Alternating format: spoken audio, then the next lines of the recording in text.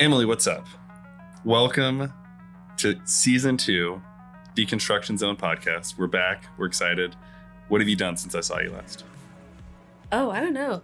Did a lot of stand-up comedy. All right. Vibed. You preached a little bit. I did preach a little bit. Yeah, I guess I haven't done that much. Makes me feel pretty unproductive. What have you done? I likewise haven't done very much either. So I didn't preach because you preached. Had some family time, took stuff off. So, but I'm excited because we're gonna continue this conversation, but we're gonna do this a little differently. How we're gonna go through the episodes and how we've coursed them is you're just gonna take us on a journey. You're like our tour guide. I don't know where we're going, and you're just going to lead us through this. And I'm excited about this because honestly, I feel like this podcast was like birthed by just like you and I just having conversations and being like, maybe other people want to hear these. But I think sometimes in like the first season, we were trying to like recreate conversations we'd already had, which is why we want to enter in like pretty blind. Well, you're entering in blindly. Yeah, I think that'll be really cool.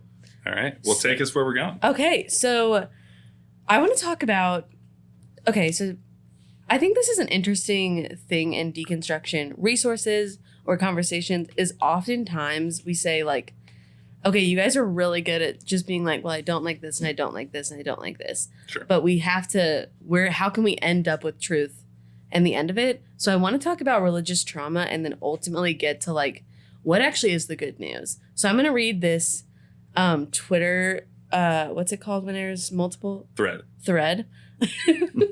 I know I'm the hip cool one in here. You're the only one of us that uses Twitter, but I know what they're called. So. I just want to read a little bit of it and then I want to process through it. Sure. Does that sound okay? Yeah, it's done. Okay.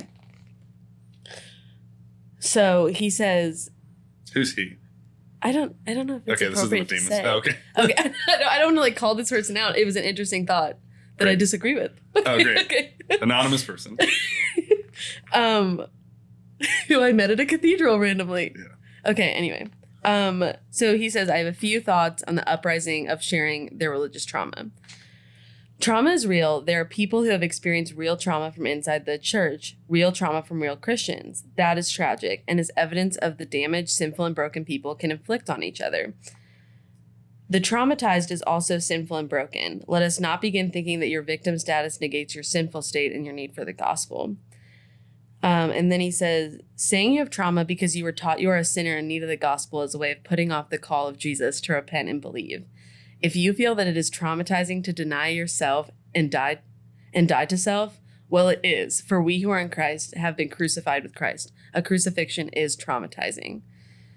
The growing popularity of sharing one's religious trauma is concurrent with the popularity of deconstructing one's faith. Beware. If you don't like the call of the gospel in your life, it's not fair to call that trauma when others have experienced real devastating trauma. Be honest and admit that you don't like what Jesus calls you to. So I think there's a lot in there. Yeah. I know it was long, but the reason that I think that stood out to me is because honestly, like, when I think about if I use the term religious trauma, I think about that. Sometimes I do think about things that at least I used to think were part of the gospel. Like that I was all bad or that, like just things like that. Like, I don't know. What are your general reactions to that? Yeah. Let's start there. Yeah. I had a couple thoughts going through it. Like one, and I think we've actually maybe talked about this in conversation, like in passing, but I got what the person was trying to say with like the cross is traumatizing in some ways. But the hope of the gospel isn't traumatizing. And so like the act of dying on for sure, that's a traumatizing act for Jesus. But the hope of the gospel shouldn't be traumatizing.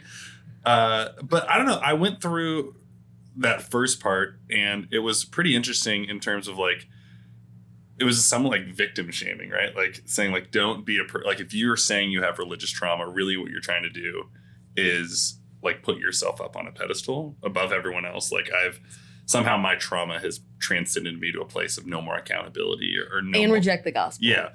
And I think that's not true. And what's interesting is like, I'd say at least in the tone of what the tweet was saying, I could almost like not disagree more with where the person's going in the sense that like religious trauma is real. We need to acknowledge that for the people that have been traumatized. For the traumatizers, we have to acknowledge that. But again, like the only thing I maybe agree with is that we all are sinners moving through this together. But like what this is doing is trying to like, I think, create an us versus them that isn't actually real. And so, I don't know. I was thinking about this the other day. I made like a TikTok about someone said if Jesus would have just had an AR-15, he wouldn't have had to get crucified. And this was like it was like one of the most hot takes I've ever heard. And like a very pro-gun, pro-Jesus having a gun thing. And I was like, you're creating like a weird, false, hypothetical that would never happen. Yeah. But you're using it to push your agenda. And that's kind of what I feel like is happening here. It's like it's creating a false dichotomy or a false us versus them that doesn't need to be there just for the sake of like tribalism. So, okay, I just want to pause you right there before we keep going, because I think you brought up an interesting point when he said, like, yeah, I don't think we should. This is not a victim shaming podcast. What if I had read that tweet and then I was like, yep, this guy nailed it. And then I was like, end of episode. I just wanted to read this tweet. But I think it's an interesting aspect of deconstruction that I know has really like affected me, because in a sense, in our deconstruction journey, in religious trauma, we all are both victims and villains, I would say, in the story. And that's scary and frustrating to process, because here's the thing. I was taught things that I think are not helpful and harmful, but then I was like, well, I gotta tell everyone that. And so I am part of someone's story in a sense that like I have shared very non-inclusive like gospel thoughts with them. Yeah. That's interesting, being a part of like your story, other people's story. We're all more interconnected than I think we realize at times, and both victim and traumatizer, right? But I was thinking about this on my way out here, and it's interesting, like, because I really didn't know what we were going to talk about. But I was thinking, I drove by, like, a train trestle, like train tracks, that like it was hundreds of feet in the air. And I was thinking about my youth pastor when I was in high school. He took me out to like a train trestle, and like we walked across one, and I remember like I was just terrified of it. And we got to the other side, and he's like, well, we got to get back and walk across. Oh my gosh. And I think this is some like Mr. Miyagi thing he was trying to do with me. But this person is like later in life had like a pretty intense moral failure that like made me question like all of the things that I knew to be true. But in terms of what you're saying, like it made me think back to that moment, the train tracks, all that stuff. Like, how is that story now informed because like the future has been different? Like our relationship still exists. Our conversation still exists. It's actually really meaningful things he said to me, some dumb things he said. But like thinking back, like the past isn't as static as we make it out to be. And I think realizing with trauma and being a traumatizer, like there has to be some informing towards the future, but also looking back to have that inform that kind of thing. And I think that makes it much more possible to walk through those things, because it's not like binary, black and white. Like it happened, you're either this or that, you're on this team or that team, and like now it's over. Does that make sense? Yeah. And it makes me like, I think, more prone to forgiveness when I think about my own story, because I mean, the gospel or whatever, like you gotta forgive. That was so, I'm sorry I said it like that. But also like thinking about the people who like shared teachings with me that harmed me or gave me like a really poor view of myself. Those people were taught that somewhere too. That was not born out of a vacuum, and they're like, we're gonna mess with Emily today. Yeah. And I think that that's important. And also dealing with the fact that like we can come on here and be like, yeah, we've been really hurt, but like we've also hurt people. Yeah. And how do you like step into that now? Like you're a pastor, and a lot of people see that as like, it's kind of vulnerable if you've left church and come back in and say like, okay, well, you have this pastor role over me, and people have not stewarded that well. How do you navigate that? Yeah, I mean, it's probably not well. So, but I do think about that kind of thing. Like it's a responsibility and like a burden in some way to think about the fact that like I'm no one's ticket to salvation, but people like put a lot of trust in me as a person, and a lot of like trust in the things that I say and the way that I lead and all that kind of stuff. But then I, like you said, like I have religious trauma with like pastors that were previous in my life. And I think back of that, and leaders that did things that were not above board, so to speak. And so I think it's a hard situation to be in. Like, and we have mutual friends that I know like are frustrated with the church, some at higher levels than others, some that are still engaging in church, some that are like, I'm never going to church again, that kind of thing. And I think as a pastor, like in seminary, they told you weren't allowed to be friends with your congregants, like you were the pastor. Did like, they really say that? Well, like not explicitly, but yes, they did. So like you shouldn't be friends with your congregation. And that's still like a pretty prevailing theory. But I think for me to be a pastor, like I have to have like relationship with the people that I'm pastoring and be not best friends, but be friends with these people. And so I think in leading into that space, like that's an important thing first. It's like people over all the other stuff, right? Like in business, say like people over profit. Like so I don't know what the version of that is in the church, but it's people above like my bias as leader, like being a leader and helping people process through their hurt and their trauma and all that kind of stuff. So, but that's like my perspective as a pastor. Like for you, I know like this is an interesting thing, even for us to be doing this, right? Like you've had your own level of trauma, frustration, navigating even what you're allowed to do within the church, like stepping into, and we talked a little about this in the first season, but like stepping into a relationship like this is interesting. And so I'd be interested to hear you process that. But even like being involved in a church, like what has that journey been like for you, knowing there's been baggage that got you led up to this point?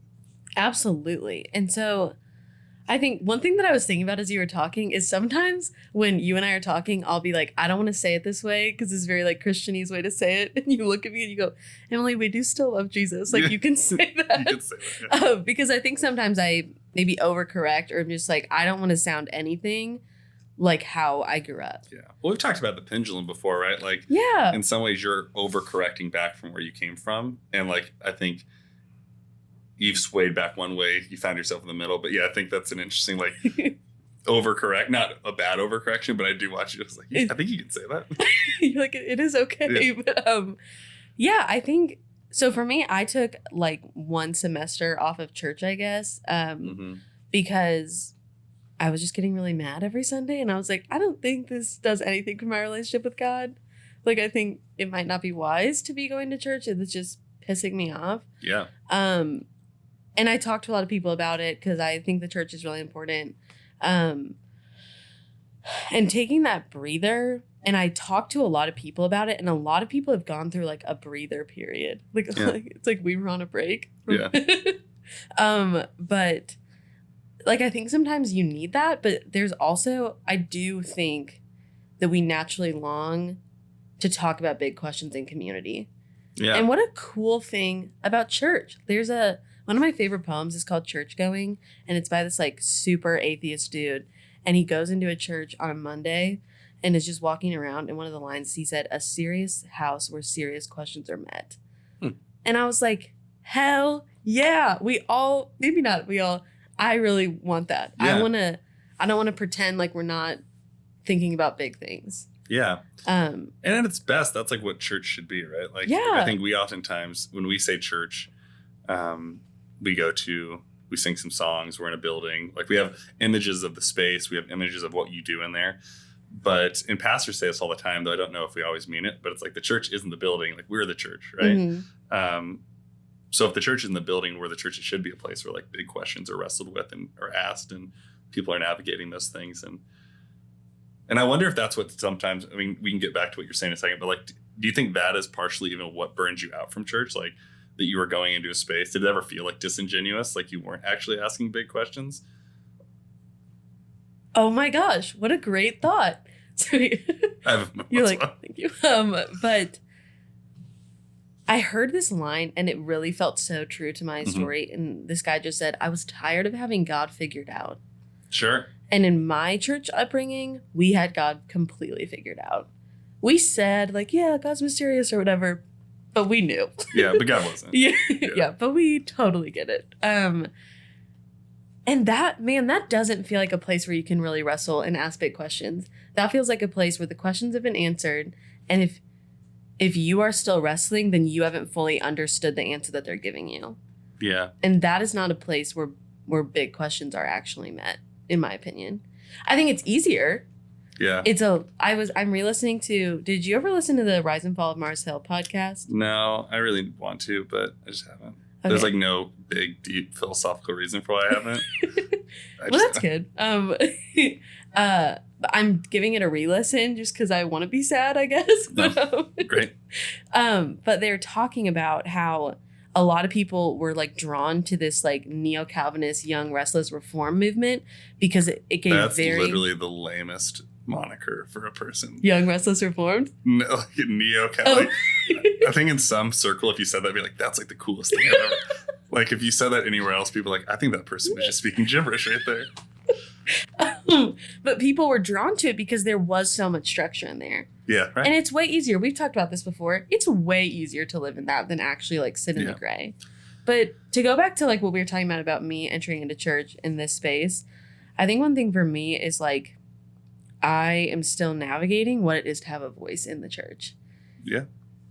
Which is like really huge. I remember like you pointed out the other day, or a while ago we were talking and you're like, Emily, sometimes you'll like say something and like look over at me like, was that okay to say? And you're like, your voice, like you can just say it and that's okay. And I like trust your voice in this space. And I was like, really? Like it was like, I think that's a huge thing to navigate, to have a voice in the church. Yeah. Yeah. And that's such an like, that's a perspective I probably will never resonate with because I've never not really had a voice in the church. Like as long as I've been a part of the church, like I've sat in a seat that like was pretty like, I'm a straight white guy, so I was like, I got a lot of the keys to the building, you know? They were like, we would love to know what this guy has to say. Haven't heard enough from these kind of people. So, something interesting. So we've touched on this before, but I want to circle back to the tweet you read. Yeah. So we talked about it being easier to be in the black and white, right? Like it's easier to say like the scripture says this, that settles it, we're done with it, right? And back to the tweet, I kind of think like that's what the guy was trying to do, or the girl was trying to do in the tweet, was trying to say, I figured. Straight white guy. Straight white guy. He, I think, was trying to like say that it's like, it's easier if we understand that like Jesus died, it hurt us, it was hard for us, like reject this thing, like push through it. And I think he's creating like a in or out type thing, right? It's easier to say like trauma's pretty messy. It's harder to like go through that. Jesus did this, that settles it, it's over it. And I think like the reason that tweet exists and that philosophy exists is because it's so much harder to like sit and wade through the gray. And it's easier just to be like, well, these people are out because they're asking too many questions. These people are out because they're asking too big of questions. These people are out because they're blaming everyone else. Like, just like trust Jesus. Like, that's all you have to do. Which I think it's like, we do need to trust Jesus. Like, that's an important thing. But it's also saying like, trust Jesus and like check your mind at the door is not what the gospel's about. And like, that's what is frustrating about things like that. It's like your emotions, your mind, your thoughts, those don't matter. And the reason that you have all this tension is because you just haven't trusted hard enough. And that you like just don't like the gospel.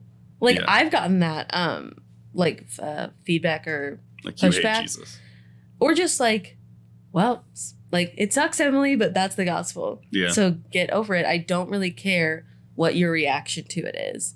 And so I think the question is like, I loved what you said when you were like, okay, yeah, sure, crucifixion is traumatizing, but isn't that the point that we didn't have to get crucified? Sure. Maybe just a thought. But yeah, Jesus did what we couldn't do, so we didn't have to do it, right? Like, yeah, like he protected us from a really ultimate trauma in a sense. Yeah. But yeah. also, and there's a difference in like picking up your cross and carrying your cross, and then like also being crucified on the cross, right? Like, oh, so. Like you're just vibing with your cross. But Yeah, you you're don't vibing have to with be your nailed to it. You don't have to be nailed to it. Yeah. You don't have to be nailed. Carry your cross, carry the burden. But someone's like, yeah, go ahead. What does that mean to you? Carry my cross. I was just in New York, and this guy was just like really just carrying a giant cross around, and I was like, cool, man. Like public theater, like. What was he doing? He was just like in a t-shirt. I think he was just like, I got to do this. That's really interesting. Yeah, I don't know. Like growing up, I kind of thought that, and I maybe still think this, I'm going to verbally process this. This is like the benefit of going into this blind, but the hard thing is you're not getting very many refined thoughts out of me. So I have to like verbally process with you. So like picking up and carrying your cross, right? That is the burden, and we've talked about this before, like the cost of discipleship, Yeah. the cost of even deconstruction, the cost of all. There is a cost. There's a burden. Like it's not the easiest thing to do. Mhm. And I think we even talked about like going through deconstruction has actually led you to a deeper faith, and it's a faithful thing for you to do, but not an easy thing for you to do. And I Mhm. think that's, and maybe the sentiment of what this guy also was trying to say in his tweet, like that following Jesus isn't easy. Like, and so I think there's a burden to it, but I still think not easy doesn't mean it has to suck.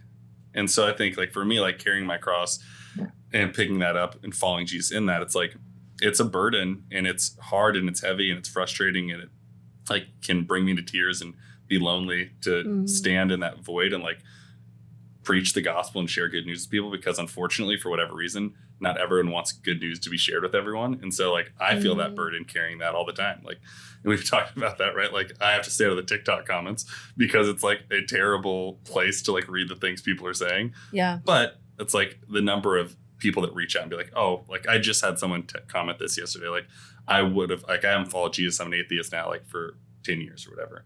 And like, had I known that this kind of Christianity existed, like I would have followed Jesus. And I think like that's the kind of stuff that lessens the burden because you're carrying it with other people.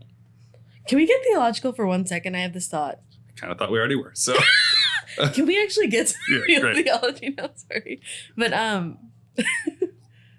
so Jesus on his way to crucifixion didn't carry his cross all the way. yeah, That's kind of interesting. it is interesting. If we think about like it's a call to carry our cross, and Jesus was like too weak to do it. Yeah. Yeah, it's interesting. Like, have you heard that preached ever? Like, have you ever heard that passage preached or people talking about that? No, have you? I don't know that I have. I think I've talked, like, I think we've talked about that before in circles I've been in, that like there's this collaborative thing and like we're supposed to do it together and like talking about being the person coming out of the crowd to help and like where are you in that space, but also how do you allow other people to do that? But yeah, it's interesting. I'm waiting for you to get to the theological part though. Well, it was just a thought I had, but no, it just hit me. So on Sunday, I preached at church about like what it is to accept neighboring and what it is to like accept people's care for you. Yeah. And that is something, we're way off where we started, but I'm having a good time. Is that okay? Sure. Okay. Is Jesus, one thing that's so fascinating to me about Jesus' ministry is he was constantly dignifying people by letting them meet his needs. He didn't say, Zacchaeus, what's up, bro? Here's some food. He said, I'm going to your house for dinner. Yeah. Like, make me dinner. And I think there's something there of saying, like, I'm dignifying you and your humanity and your ability to care for me by actually letting you care for me. Yeah. I think we don't think about that often, I right? don't Is think we that do. Jesus is also, he's like never in his own space. Like he's always in other people. Like he just like gets all up in other people's business. Like, which is, and even when I'm preaching about this weekend, kind of like the calling of the different disciples, like one of the most interesting things that I think that starts out that trickle effects out of the Gospel of John in the first chapter. But he calls Andrew first and him and another guy. And one of the first things he asks them is like, what do you guys want? And I think that's really interesting. Like I read it the first time and it was like, it seemed really sassy. Like he's like, what do you want? But I think he's like actually asking like, hey, I want you to collaborate. Like I'm going to come into your space and I'm going to give you dignity and let you operate in this. And part of that is asking like, what do you actually want out of this? And how are you going to live into this? Because it's not just like blindly follow me, but there's like some actionable and cognitive level of like being able to name and think and live into what we want out of this whole faith thing. And so I think that's an interesting thing as well. Like there's way more collaboration in faith than we think. And even if we're called to be followers and not leaders, or we're supposed to follow Jesus, we're supposed to be part of that, like it's a collaborative act of following, not just like they're these zombie ants. Have you heard of these things? Like they infect like, or maybe it's like a fungus. It infects these ants and it makes them like walk and move around and like they have no more control of their body. They're fully alive, but they have this like parasite and they like just eat all this stuff and they're like their lives are fully controlled. That's not what following Jesus is. We're not just like we're not possessed and just being like zombies that are walking around. Like we're collaborating in the process. I freaking love that. Yeah. It's a really interesting story in NPR. But like if you Google zombie ants NPR, you'll find the story. We should have a segment on here that's like Danny's like animal corner where you just have a different animal fact every time. I think I've exhausted my animal facts, but No, you gotta get researching, I guess. Back to the tweet though. Okay, I'm trying to pull it around. So he's saying there's a point in which, maybe you've had church trauma, but the gospel is traumatic, and if you can't handle it, that is not anyone's fault but your own. Yeah. So if I'm being super honest, this guy is in the denomination I was raised in. There's part of me that really does think that the gospel that he believes can be traumatic. Maybe that's an extreme statement, but like... But say more, like traumatic in a good way, or like just traumatic as in like... Just like... Honestly, this is maybe a really hot take. I think that it can be considered like psychological abuse to tell little kids that they're all bad. Yeah. I think that's traumatic. Yeah. There's a saying in youth ministry. It's not really a saying, but it's like a philosophy. Like you always want a space that's like a little too small for the number of kids you have in the room. So that it like feels like there's something happening there. Like you don't play an extra round of the game because you want to leave them wanting more. And I think we want to leave people wanting more here because we're going to talk in our next episode about sin, right? Uh-huh. And I think that's interesting because you're talking about like if the gospel is traumatizing to the point where it's telling little kids that they're just jacked up from day one, like sin is at the root of that. And our understanding of sin is at the root of that and how we engage with that, right. How God created us. And I wonder if we put a pin in it and we pick it up there next week. Can we finish with one more thought though? Yeah. To come around? Yeah. You're going to take it home. I'm going to alley-oop it. Tee you up. Great. Love it. So, okay. Yeah, we'll talk about sin next episode, but my question... what was that? I thought I hit the chord. Oh. But my question to you was like, you said the hope of the gospel isn't traumatic. Yeah. What is the hope of the gospel, Danny? That's a good question. That was a good alley-oop. Or tee, as you said. Tee it up. Yeah, I mean, I think the hope of the gospel is that we don't have to exist as we are currently existing. Like the hope of the gospel is that Jesus did something that we didn't have to do and couldn't do for ourselves, which, because I like, and we'll talk more about this, but like I believe in sin. I believe in brokenness. I believe in division, and it is ripping us apart from God and one another. The hope of the gospel is like we don't have to live in that kind of divided world, and that Jesus is the one that's putting that mosaic back together, of bringing these broken pieces and making an image that was more beautiful than what it started as. Because I think our world suffers with brokenness and division and sin, and the hope of the gospel is like that reality that we are told is the prevailing reality doesn't have to be that. I love that. Yeah. All right. I feel like that was a good talk. I think it was all right. It was all right. We're shaking the dust off. It was kind of all over the place, but I think that's okay.